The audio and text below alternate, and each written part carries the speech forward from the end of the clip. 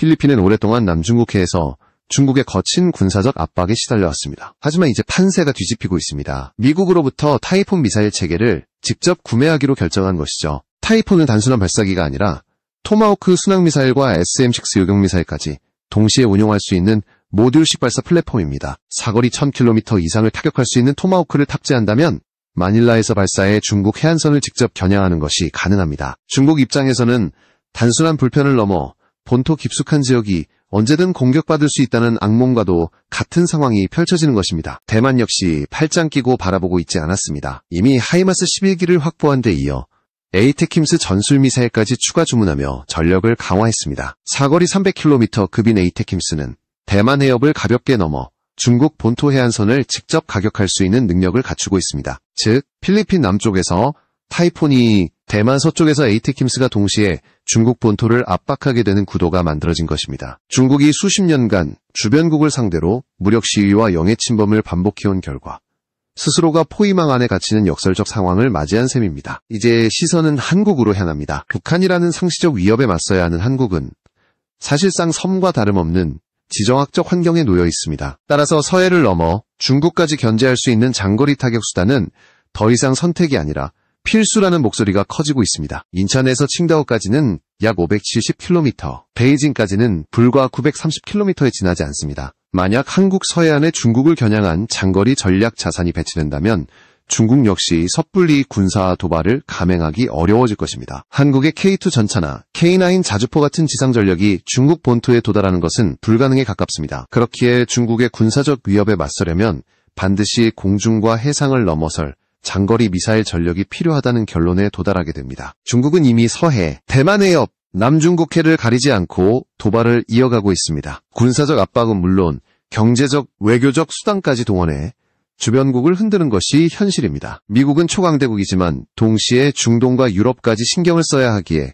인도태평양에 전력을 집중하기는 어렵습니다. 그렇다면 이 지역에서 중국과 직접 맞설 수 있는 국가는 결국 대한민국밖에 없습니다. 이러한 국제 정세 속에서 한국이 장거리 타격 능력을 확보해야 한다는 절박한 요구가 커지고 있는 이유입니다. 필리핀이 타이폰을 도입하고 대만이 하이마스와 에이테킴스를 결합해 본토를 직접 겨냥하는 상황은 중국에게 단순한 불편을 넘어 전략적 악몽이 되고 있습니다. 여기에 한국까지 현무와 천무를 중심으로 장거리 정밀 타격망을 구축한다면 중국은 사실상 사방에서 봉쇄당하는 처지로 몰리게 될 것입니다. 중국의 도발을 억제하기 위해서는 무엇보다 언제든 본토를 직접 공격할 수 있다는 심리적 억제력이 필요합니다. 바로 그 핵심에 한국의 장거리 미사일 전력이 자리할 수 있다는 사실이 전 세계의 주목을 받고 있는 이유입니다. 한국이 자랑하는 장거리 미사일 전력의 중심에는 바로 현무 시리즈가 있습니다. 초기형 현무 1을 시작으로 발전해온 이 계열은 지금은 순항미사일과 탄도미사일을 아우르는 다양한 버전으로 운용되고 있습니다. 그 중에서도 현무3 순항미사일과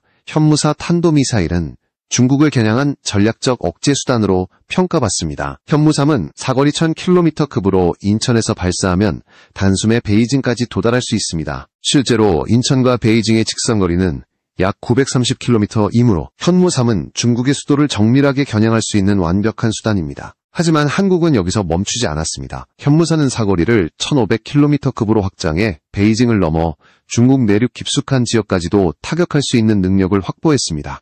이는 단순히 주변 해안 도시를 견제하는 수준을 넘어 중국의 전략 자산을 선제적으로 무력화할 수 있는 힘을 의미합니다. 만약 중국이 군사적 모험주의를 감행한다면 한국은 즉시 현무사를 활용해 그 심장부를 겨냥할 수 있는 억제력을 보유하게 된 것입니다. 여기에 더해 한국은 전 세계적으로도 전례 없는 괴물 미사일 현무5를 개발했습니다. 이 미사일은 탄두 중량만 9톤에 달하며 최대 속도 마하 10 이상으로 낙하해 지하 100m를 뚫고 들어갈 수 있습니다. 단순히 표면 타격이 아니라 벙커, 지휘부, 심지어 깊은 지하시설까지 관통해 무력화하는 절대적 파괴력을 지닌 것이죠. 사거리는 탄두 중량에 따라 달라집니다. 최대 탑재 시 300km 수준에 머물지만 6톤급으로 조정하면 600km까지 확장됩니다. 이는 인천에서 발사할 경우 불과 570km 거리에 있는 칭다오를 정밀 타격할 수 있다는 뜻입니다. 더욱 놀라운 점은 6톤급 탄두조차도 일반 탄도미사일의 탄두 중량 1톤의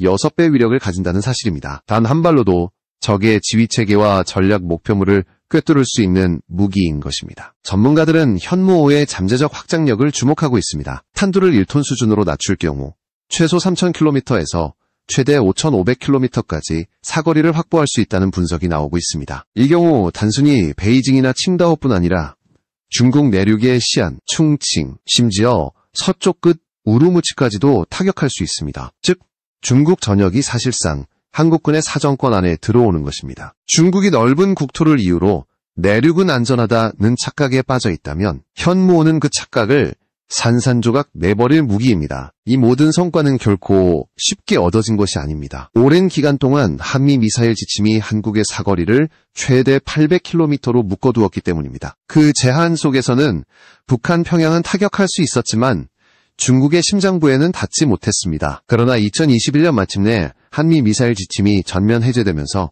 한국은 완전한 미사일 주권을 손에 쥐었습니다. 그리고 불과 3년 만에 현무5 같은 세계 최강 수준의 전략미사일을 확보하는 성과를 거둔 것입니다. 이는 단순한 기술적 진보가 아니라 한국이 이제 진정한 의미의 전략적 억제력을 가진 국가로 도약했음을 보여주는 역사적 사건이라 할 수 있습니다. 결국 현무 시리즈는 북한만을 겨냥한 무기가 아닙니다. 필요하다면 중국 본토를 직접 압박할 수 있는 전략적 자산으로 기능합니다. 필리핀이 타이폰을, 대만이 에이테킴스를 확보하며 중국을 포위하듯 한국은 현무 시리즈를 통해 인도태평양에서 중국을 억제하는 핵심 축으로 부상하고 있는 것입니다. 현무 시리즈가 중국 본토를 압박하는 장거리 전략 자산이라면 천무 다연장 로켓은 중거리에서 집중적인 화력을 퍼붓는 무기로 진화하고 있습니다. 원래 천무는 북한의 장사정포를 제압하기 위해 개발된 전술무기였습니다. 그러나 최근 성능 개량 방향을 살펴보면 단순한 전술무기를 넘어 전략적 억제력을 갖춘 체계로 성장하고 있음을 알 수 있습니다. 현재 천무는 KTSSM-2 전술 미사일을 운용할 수 있으며 이 미사일의 사거리는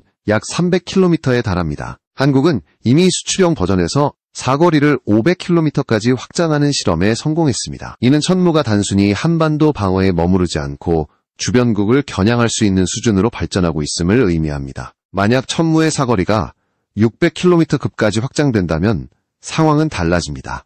인천에서 발사할 경우 중국 산동반도의 칭다오, 랴오닝 반도까지도 직접 타격이 가능합니다. 다시 말해 한국은 현무5의 장거리 정밀 타격 능력과 천무의 중거리 집중 폭격 능력을 동시에 보유하게 되는 것입니다. 이렇게 되면 한국은 단순히 한반도 방어를 넘어 인도태평양 지역에서 중국을 직접 압박할 수 있는 강력한 이중 타격망을 구축하게 됩니다. 중국을 억제하려면 단순히 긴 사거리 미사일만으로는 부족합니다.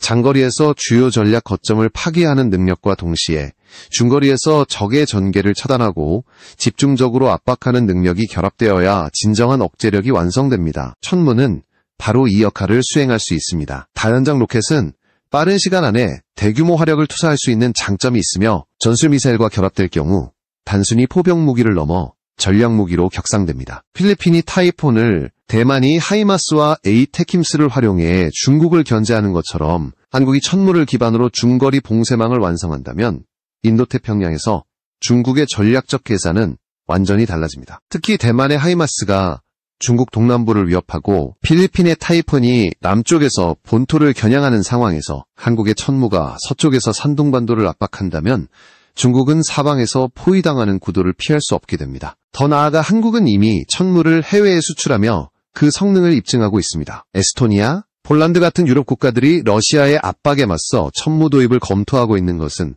단순한 무기 구매가 아니라 실제 전장에서 입증된 억제력을 원하기 때문입니다. 우크라이나 전쟁에서 하이마스가 게임 체인저로 불리며 전세를 뒤바꾼 것처럼 천무 역시 충분히 같은 효과를 발휘할 수 있는 무기라는 점이 전 세계에 알려지고 있습니다. 따라서 한국은 현무 시리즈로 장거리 타격 능력을 확보하는 동시에 천무를 통해 중거리 활용망을 완성해야 합니다. 두 체계가 결합될 때 중국은 더 이상 한반도를 향해 무력 시위를 벌이거나 군사적 모험을 감행할 수 없게 될 것입니다. 중국의 전략적 야심을 원천적으로 봉쇄하는 힘, 그것이 바로 한국형 이중 타격망이 지닌 의미입니다. 유럽의 사례를 살펴보면 한국형 미사일과 포병 전력이 얼마나 전략적으로 중요한지를 더욱 분명히 알 수 있습니다. 발트 3국은 러시아와 국경을 맞대고 있으며 병력과 장비 면에서 러시아에 비해 절대적으로 열세입니다. 그럼에도 불구하고 이들이 선택한 길은 바로 강력한 포병 전력을 확보하는 것이었습니다. 에스토니아의 경우 상비군 규모가 고작 4,000명에 불과합니다. 전찬 대조차 보유하지 않지만 대신 K9 자주포를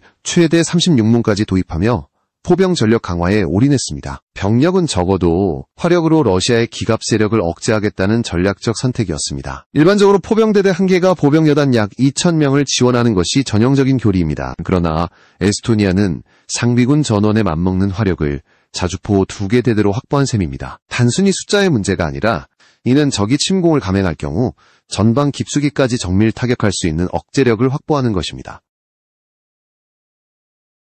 여기에 프랑스 제시저 자주포까지 도입하며 포병 화력을 더욱 강화했습니다. 결국 소규모 국가조차도 강력한 화력으로 대국의 위협을 억제할 수 있다는 에스토니아는 한국의 천무다연장 로켓 도입도 적극 검토 중입니다. 러시아의 압도적인 기갑 전력과 대규모 병력에 맞서려면 장거리 정밀 타격 능력이 필수적이기 때문입니다. 실제로 우크라이나 전쟁에서 하이마스가 보여준 효과는 전장을 단숨에 바꿔놓는 수준이었습니다. 소수의 발사대만으로도 러시아의 보급선을 마비시키고 지휘체계를 붕괴시키는 결과를 낳았던 것입니다. 만약 에스토니아가 천무를 도입한다면 발트해 연안에서 발사된 로켓이 곧바로 러시아 서부군광구의 심장부를 겨냥할 수 있습니다. 이는 단순한 무기 구매가 아니라 생존을 위한 전략적 선택이라 할 수 있습니다. 폴란드 역시 마찬가지입니다. 러시아와의 긴장관계 속에서 FA-50 경공격기, K2 전차, K9 자주포, 천무 로켓 등 한국산 무기를 대거 도입했습니다. 단순한 전력 보강이 아니라 러시아의 위협을 억제하는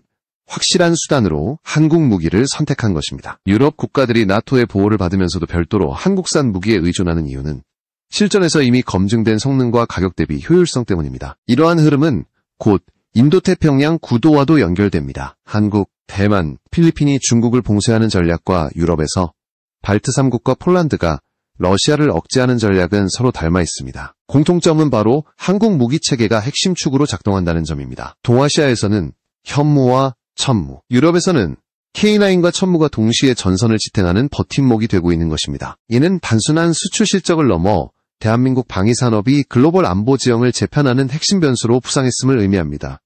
한국의 미사일과 포병 전력은 더 이상 한반도만을 위한 무기가 아닙니다. 이미 전 세계가 그 억제력을 공유하고 있으며 국제안보의 균형을 유지하는 핵심 도구가 되고 있습니다. 작은 국가도 병력이 적은 국가도 한국 무기만 있다면 거대한 제국의 위협에 당당히 맞설 수 있다는 사실을 유럽은 실전으로 증명하고 있습니다. 북미에서도 한국산 무기의 가치는 새롭게 평가되고 있습니다. 특히 캐나다는 미국과 지리적으로 인접해 있지만 자국 군사력의 현대화가 늦어져 포병 전력이 심각하게 뒤처져 있습니다. 캐나다 육군은 현대 자주포를 단 한 문도 보유하지 않고 있으며 제한적인 수십 문의 견인포에 의존하고 있는 실정입니다. M777 견인포가 그 대표적 사례인데 제작 비용이 지나치게 비싸고 기동성과 방어력이 취약해 현대전에서는 효율성이 크게 떨어진다는 평가를 받고 있습니다. 미국조차 이 한계를 인정하며 M777을 포함한 견인포 전력을 순차적으로 퇴역시키겠다는 계획을 발표한 상태입니다. 이런 상황에서 캐나다가 선택할 수 있는 현실적 대안은 한국산 K9 자주포밖에 없습니다. 트럼프 전 대통령의 발언은 오히려 이런 움직임을 가속화했습니다. 대선 직후부터 캐나다를 향해 노골적인 압박을 가하고 철강 등 주요 산업 제품에 대한 관세를 2배로 인상하는 등 미국 우선주의 정책을 강화하면서 캐나다는 미국산 무기에 대한 의존도를 낮추려는 움직임을 본격화했습니다. 이런 맥락에서 캐나다와 한국의 이해관계가 맞아떨어진 것입니다. 이미 한국 방산 관계자들이 캐나다를 방문해 K9 자주포와 차기 잠수함 사업까지 협력을 타진하고 있으며 캐나다는 한국산 무기체계 도입에 큰 관심을 보이고 있습니다. K9 자주포는 캐나다에게 단순한 대안이 아니라 최적의 선택입니다. 최신형 K-33포탄 사용 시 최대 60km 사거리를 확보할 수 있고 초탄 사격 후 1분 내에 진지를 바꿀 수 있는 기동 능력은 견인포가 결코 따라올 수 없는 영역입니다. 여기에 핀란드, 노르웨이, 에스토니아 등 혹한 지역에서 이미 검증된 동계작전 능력은 캐나다군이 직면한 환경에 완벽하게 부합합니다. 시동조차 걸리지 않는 유럽산 무기가 눈 속에서 무용지물이 되었던 사례를 떠올리면 북한의 추위에서도 정상 작전이 가능한 K9은 캐나다군의 최적화된 전력입니다. 캐나다는 공군과 해군에 이미 막대한 투자를 하고 있습니다. 80대 이상의 F-35 전투기와 배수량 7,800톤, 그 비지스 구축함, 15척 이상을 확보하고 있으며 차기 잠수함 사업에도 나서고 있습니다. 그러나 지상전력, 특히 포병 분야는 여전히 공백 상태입니다. 이런 약점을 메우기 위해 K9 자주포가 필요하다는 판단은 당연한 흐름입니다. 실제로 러시아-우크라이나 전쟁 이후 캐나다가 보유한 M777 일부를 우크라이나에 지원하면서 생긴 공백은 더더욱 K9 도입 논의를 구체화시키는 계기가 되었습니다. 한국에게도 이는 단순한 수출 계약 이상의 의미를 지닙니다. 미국의 영향력이 흔들리고 있는 북미 시장에서 K9이 자리 잡는다면 한국은 유럽과 아시아를 넘어 미주 대륙까지 방산 네트워크를 확장하게 됩니다. 더 나아가 캐나다와의 협력은 K9뿐 아니라 K2 전차, 차기 잠수함, 그리고 KF-21 전투기까지 이어질 가능성이 큽니다. 캐나다 입장에서는 미국의 압박을 받으면서도 군사적 자립을 이루어낸 한국이야말로 가장 신뢰할 수 있는 파트너로 보이는 것입니다. 아이러니하게도 트럼프의 근시안적 정책은 미국의 동맹국을 압박하는 동시에 한국에게는 방산 시장을 확장할 기회를 열어주고 있습니다. 유럽에서 미국산 무기 의존도를 낮추려는 움직임이 가속화되고 있는 것처럼 캐나다 또한 한국산 무기를 통해 새로운 균형점을 찾고 있습니다. 한국산 K9이 캐나다에 도입된다면 북미의 포병 전력 균형은 물론 글로벌 방산 시장의 판도 역시 크게 뒤바뀌게 될 것입니다. 중동 역시 한국 방산의 무대가 되고 있습니다. 특히 이집트는 이미 K9 자주포를 대규모로 도입하며 현지 생산까지 추진하고 있습니다. 이번 계약이 주목받는 이유는 단순히 자주포 수출이 아니라 국산 엔진이 탑재된 첫 대규모 패키지 계약이라는 점입니다. STX 엔진이 개발한 SMV1000과 SMV000 계열은 기존 독일 MTU 엔진을 대체할 수 있는 경쟁력을 확보했으며 혹독한 사막 환경에서 수만 KM의 내구도 시험을 통과했습니다.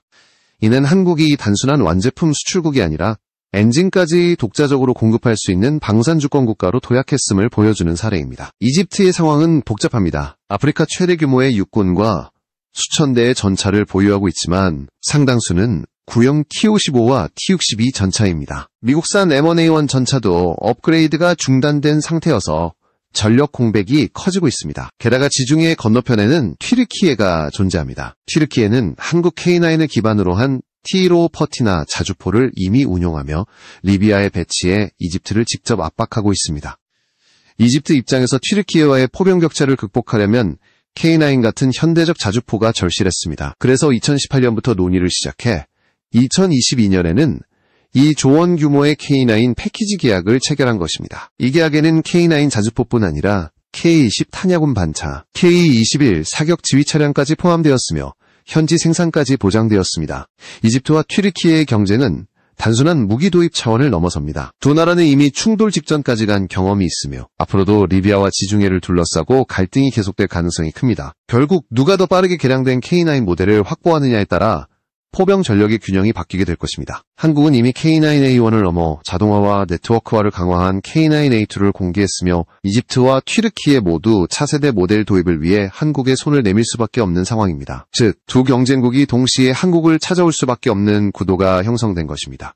이집트는 여기서 멈추지 않고 K2 전차에도 큰 관심을 보이고 있습니다. 자주장 전장치, 반능동, 서스펜션, 최신형 사격 통제 시스템을 갖춘 K2는 중동 지역의 전차 균형을 단숨에 바꿀 수 있는 무기입니다. 이미 이집트 국방장관이 K9 생산 라인과 함께 K2 부품 생산 공정을 직접 시찰하며 협력 의지를 드러냈습니다. 미국과의 관계 악화로 전차 현대화가 중단된 상황에서 K2는 이집트가 주목할 수밖에 없는 대안입니다. 더 나아가 이집트 공군은 FAU-10과 KF-22 같은 한국산 전투기에도 큰 관심을 보이고 있으며 해군 현대화 역시 한국산 첨단 함정을 염두에 두고 있습니다. 결국 이집트가 K9을 시작으로 K2, KF-21 차세대 함정까지 본격적으로 도입한다면 한국은 중동 방산 시장의 새로운 중심축으로 떠오를 것입니다. 이처럼 한국 무기는 단순한 수출품이 아닙니다. 필리핀과 대만은 타이푼과 하이마스, 에이테킴스로 중국을 압박하고 있으며 한국은 현무와 천무로 장거리와 중거리를 동시에 제압할 수 있는 능력을 보유하고 있습니다. 유럽에서는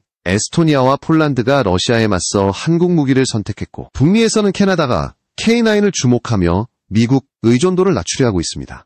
중동에서는 이집트가 한국산 무기를 기반으로 튀르키예와의 군사 균형을 다시 세우고 있습니다. 인도태평양, 유럽, 북미, 중동, 전 세계 4개 전선에서 한국 무기가 전략 균형을 좌우하는 상황이 현실화되고 있는 것입니다. 이는 곧 한국 방산 산업이 단순한 경제적 성과를 넘어 글로벌 안보의 핵심 변수로 부상했음을 뜻합니다. 한반도의 안보를 위해 개발된 무기가 이제는 세계 각지에서 패권 경쟁의 균형을 바꾸는 역할을 하고 있습니다. 현무와 천무, K2와 K9, 그리고 KF-21까지. 한국은 더 이상 변방의 수입국이 아니라 세계 안보 지형을 새롭게 설계하는 주역이 되었습니다. 중국과 러시아가 오만하게 주변국을 압박할 때 바로 그들의 앞길을 막아서는 무기가 한국에서 나오고 있다는 사실은 역사의 아이러니이자 한국의 도약을 상징하는 장면이라 할 수 있습니다. 지금 한국이 직면한 과제는 분명합니다. 동맹과 협력국과의 연계를 강화해 억제력을 극대화하고 자주국방의 기반을 더욱 견고히 다져야 한다는 것입니다. 현무와 천무가 서해에서 중국을, K9과 K2가 유럽과 중동에서 러시아와 튀르키예를 압박하는 오늘의 현실은 한국이 세계 안보 무대에서 빼놓을 수 없는 핵심 국가로 자리 잡았음을 보여주고 있습니다.